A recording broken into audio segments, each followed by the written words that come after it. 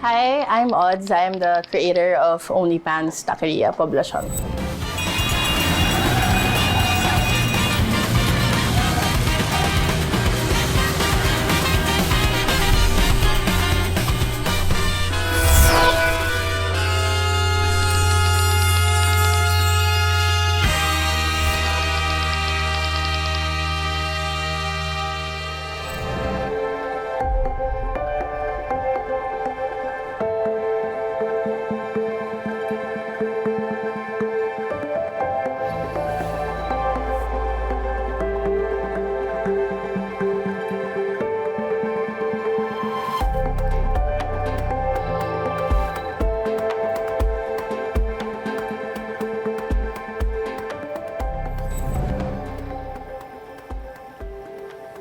Okay, so the day of the building fire here in Poblacion was the day that I actually will never forget. I still get chills talking about it right now. I got PTSD from it because it was something that I wasn't expecting. I was flying to Manila. I was coming from Vietnam when everybody started messaging me, my friends, and they were asking me if I was okay. And at first I was like, okay, that was a little weird because like, why were you guys asking me if I'm okay? And then I started seeing the photos, I started getting calls, and everybody was saying, the building is on fire and it's so big, it's so fast. I think your store is getting affected. And the first thing that I thought about was actually the team, and like I wanted them to get out of the place, don't try to save anything. And the next thing I know, everybody was just watching the fire. We were all watching the fire eat the beautiful vine building that she is.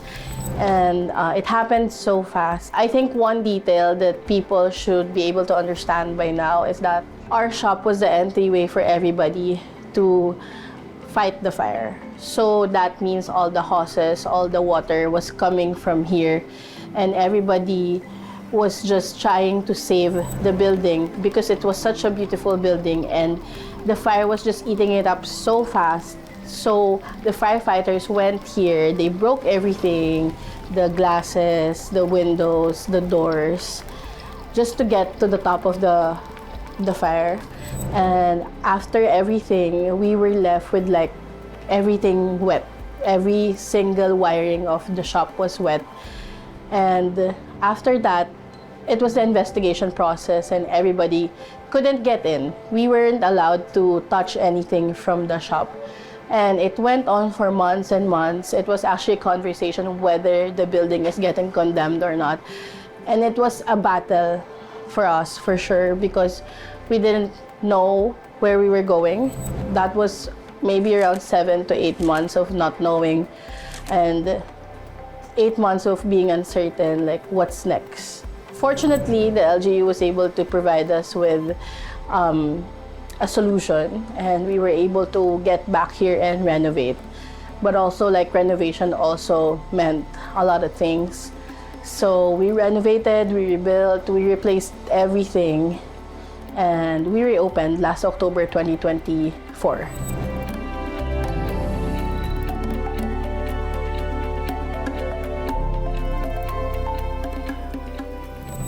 At first, when you think about having a fire as a restaurant owner or as a business owner, you're gonna think about cutting on the staff because you know to yourself you can't sustain them, right?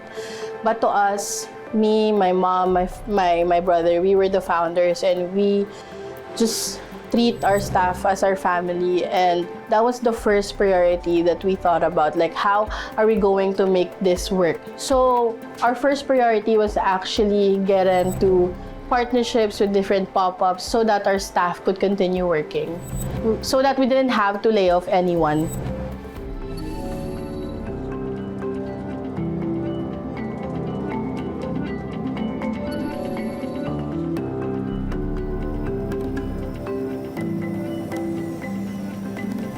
It was a leap of faith, obviously. It was a risk that no one really was prepared for. It was the global pandemic, and nobody was really sure of what was going to happen in the next 5 years.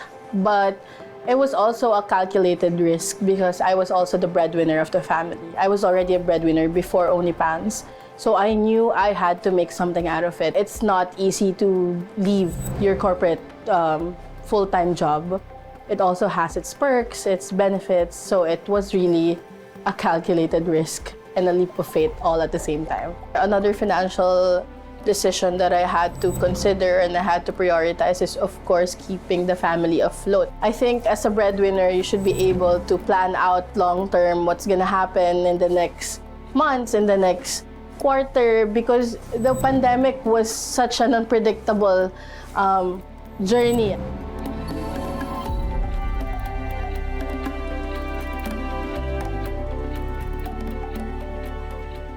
The thing that happened in La Union was a very emotional situation for us, not only because it was hit by the typhoon, but also because it was the first physical branch we ever had.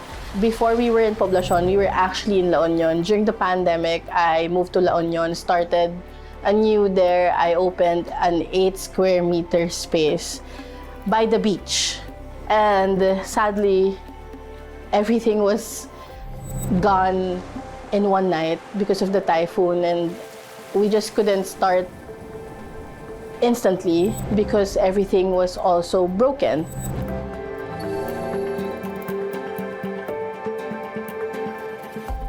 I think generally after all the catastrophes and everything that has happened with our store, the personal financial decisions that I had to make was, of course, dipping into my savings. Nilabas ko yan lahat. Lahat ng na-save ko, lahat ng naitago ko from doing the business, I had to put it all out. You have to remember, sa 8 months na yun, sama-sama kami. Nobody was fired, nobody was left behind. Kahit na hindi siya katulad ng dati naming operations, I had to make sure that we are alive.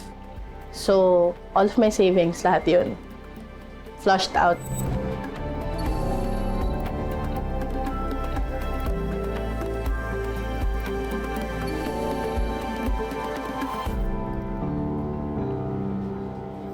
Being a breadwinner yourself, you are the maker of the funds. Sometimes it goes to emergencies, sometimes it goes to needs, sometimes it goes to future expenses, but not really something that goes beyond your wants. It's about finding a way to make it work. Because as a breadwinner, you also have to be like resourceful. As for my part, I actually still accept gigs. I still accept like consultancies, just so you know, I can make things easier for me as well. So looking back, for me, safety net meant insurances, savings, but right now, after 6 years of doing this, I think it's really more than that. It's bigger than that. It's liquidity, it's having to know your financial disciplines, and of course, a community that believes in you.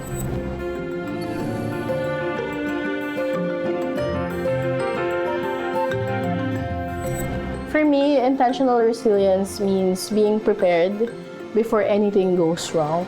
It's about being preventive of what could go wrong. So, for example, being so liquid that when emergency comes, you're ready. For me, documenting systems, learning your systems, what were the things that you think were working even before that you can apply now. I think that's how I see intentional resilience. It's the preparedness of a person or a business or an industry. Survival is not forever. At some point in time, there has to be change. And that change actually starts in you.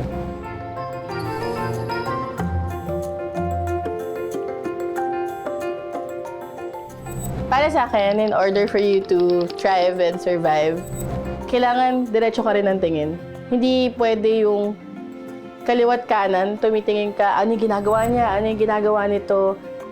I think the creativity also grows in you naturally and genuinely when you know that you're gonna love what you do, or when you know that you're into the right path. Do everything to protect the business and yourself. So that means signing up for insurances. That means saving up, keeping everything that you can. I sometimes compare it to like people who actually save up for winter. Or yung mga langgam na Kinokolekta nila lahat ng kanilang kolektahin para sa taglamig. Merong sasalba sa kanila. Ganun lang din with how you handle a business or personally as a person. Parang you have to keep things for yourself in the future.